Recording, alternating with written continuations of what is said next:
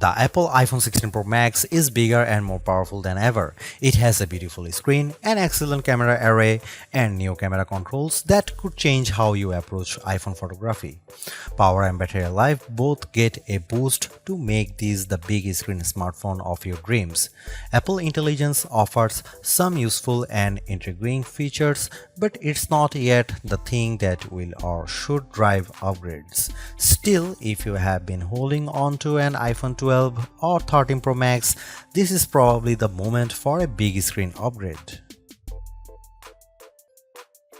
Sometimes I wonder how Apple might say its next screen technology. Will it add duper to it so it becomes super duper Retina XDR display? I mean, it may have boxed itself into a corner, but Apple skirted the issue this year by leaving its iPhone display technology pretty much untouched. This is a giant screen 6.9 inches, achieved through a combination of a slightly larger chassis and pleasingly thinner bezel. There are more pixels than last year. The iPhone 16 Pro Max screen is 2868 by 1320, while the iPhone 15 Pro Max is 2796 by 1290. There's more pixels but not a higher density. This is still 460 ppi and so falls behind the Samsung Galaxy S24 Ultra's QHD Plus display, at least on the ppi front. Apple also didn't mess with the dynamic island, which remains a useful and fungible information peel in the upper portion of the screen. It houses Face ID, depth sensors, and a 12 megapixel true depth camera. The camera takes excellent selfies and is my go-to for biometric unlocking. While the display's core specs haven't changed, they are worth noting. It's a wide color gamut screen that supports HDR True Tone always on display, means you can see a less saturated version of your lock screen without unlocking the phone, 2000 nits of peak brightness outdoors, and Pro Motion. Speaking of which, everything I did on the iPhone 16 Pro Max looked fantastic. I don't even notice the dynamic island when it's inside one of my games, and streaming videos via the likes of Netflix tends to crop out the cutout. I know everyone wants to talk about Apple Intelligence, but it's the changes to the core iOS 18 platform that will have the biggest impact on your iPhone 16 Pro Max day-to-day use. Photos, for instance, has gotten a huge overhaul, and one that I'm not entirely sure makes it better. It's the situation of who moved my cheese, as many of your core features may have shifted or been replaced. The Photos app now defaults to search and collections, which might throw people who are expecting to see their photo library. Still, if they get used to using search for some natural language queries that yield useful image results, they might be pleasantly surprised. The iOS interface is now more customizable, and if you want, you can leave spaces in your app grids. You still can't place an app icon in space that, say, straddles two spaces in the invisible grid, but I think people will appreciate this new level of flexibility. Apple seems a bit obsessed with summarization. Summaries exist in writing tools and in the new Safari, which has a slightly hidden highlights feature. Look for a tiny hamburger menu on the left side of the address bar. You can use that to turn it on, and it will take, for example, a lengthy New Yorker article about Ronald Reagan and condense the thousands of words into a paragraph summary. Impressive. So I worry that such a boil down might leave out important nonsense. There's even a new passwords app that consolidates and surfaces all the password feature Apple has previously hidden in features like keychain. Now you have an easy to access app to manage sometimes confusing password and security word. One of my favorite new iOS 18 features is Math Notes. Inside Notes, you can scribble any question, and when you put an equal sign at the end of it, Math Notes automatically solves it and writes the answer in what will look just like your own penmanship. It's a smart bit of machine learning. None of this is as sexy as Apple Intelligence, but this and the myriad of other changes coming with iOS 18 might be more readily practical than what you can currently do with Apple's AI efforts.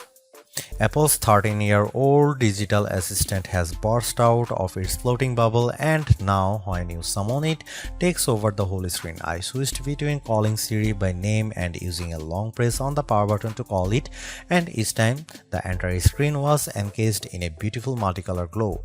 The display almost appears to flex when you press that button, and when you make your request, the screen pulses in response. Siri really seems more alive than ever. This, too, might be the most exciting part of the update. Apple Intelligence features that give Siri access to information about you on the phone to make its responses more contextually relevant are not here yet, nor are app insights that might help dig into applications to enable features and actions. Instead, we get a Siri that is somewhat better at handling the ahs and ums that sometimes happens when you are trying to craft a Siri prompt. I found that Siri can understand some confused talk, although if you are nearly incoherent, Siri will be lost too. Siri did well on some question and was effective at opening the FaceTime camera when I said I wanted to take a selfie. It also did well when I asked how I could share my Wi-Fi password, returning a concise step-by-step guide. One other nice Siri update is the text to Siri. All it takes is 3 taps on the bottom of the screen to open a Siri window in which you can type in your prompt. It's a nice, discreet way of getting the answer or help you need. Writing tools, which you can find when you type text in notes, emails, or messages, offers to make your writing better in a variety of ways. I'm a confident writer and communicator in email and messaging, so AI assistance in these tasks doesn't appeal to me. There are 2 millions who feel otherwise and may find these tools useful. I noticed how while writing tools offers to make your text more professional, concise, and friendly, it does a stellar job of never losing a misconstructing the meaning of your original text. Photos is where Apple Intelligence shines. The new cleanup option in Edit is effective at removing unwanted objects from phone. When I opened a photo and tapped the cleanup eraser icon, it immediately offered to remove a few people from the background of my photo. I wanted to keep them, so I choose an object I wanted to remove, drawing over it. Precision is not a necessity. I drew over parts of it and cleanup identified the complete object. When I took a picture of my wife at an outdoor restaurant, I noticed that you could still see all the cars parked behind her. I used cleanup to remove them one by one. It did a good job. In all, Apple Intelligence shows early promise, but compared Google Gemini and Galaxy AI, it seems a bit limited. Siri still doesn't have that open LLM feel where you could ask it almost any question or solve any problem. There is no AI image generation, not even the promised Gen emojis. It's still an English-only tool, and the promised third-party integration with ChatGPT and potentially Gemini have yet to materialize. It's a good effort, but this version of Apple Intelligence is not the one that will spark a billion upgrades. While Apple hasn't radically changed the iPhone's camera array, there are enough changes in hardware, software, and image processing, along with the aforementioned camera control button to make the imaging system feel fresh and new. On paper, we have just one notable megapixel upgrade, the 48 megapixel ultra-wide camera, which will not only improve wide-angle shots but has a measurable impact on macro quality. Still, even though Apple didn't squeeze a much higher pixel count into the main camera, it did upgrade the sensor and is promising much faster shutter speeds, and the autofocus is now enhanced with dual autofocus sensors. These are the kinds of incremental changes that should improve both the experience of using the quality delivered by the main camera sensor, but they are also hard to measure.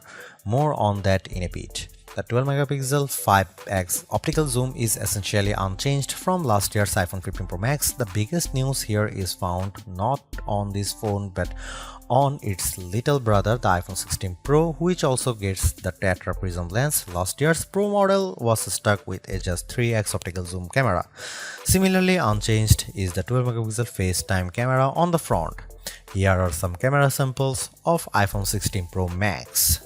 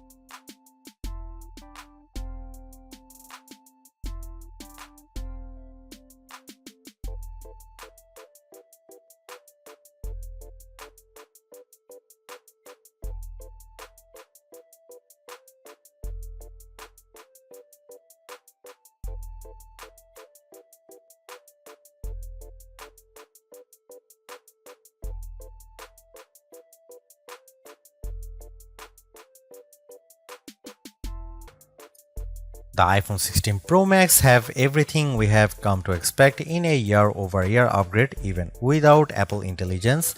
The 6.9-inch iPhone 16 Pro Max have a slew of upgrades including a good battery life, outstanding photo and video chops and iOS 18. The iPhone 16 Pro Max are excellent phones worthy of a spot in your pocket if you can afford them.